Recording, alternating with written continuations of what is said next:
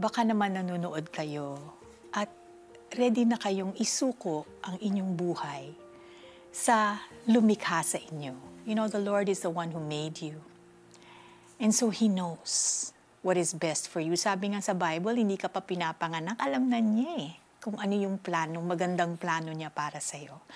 But all we need to do is to surrender our lives. Ibigay natin sa Kanya ang control. Tayo'y manalangin. Panginoon Diyos, thank you that you are good. Kahit anuman ang aking pinagdadaanan ngayon o hinaharap, hindi magbabago na kayo ay isang Diyos na mahabagin. Kayo ay isang Diyos na may pag-ibig para sa akin na hindi nagbabago. Lord, patawarin niyo po ako sa aking mga kasalanan, sa mga maling desisyon na aking ginawa. Patawarin niyo po ako na ako ay kumakapit sa mga bagay na mawawala rin naman, Panginoon. Lord, right now gusto kong isuko ang aking buhay sa inyo.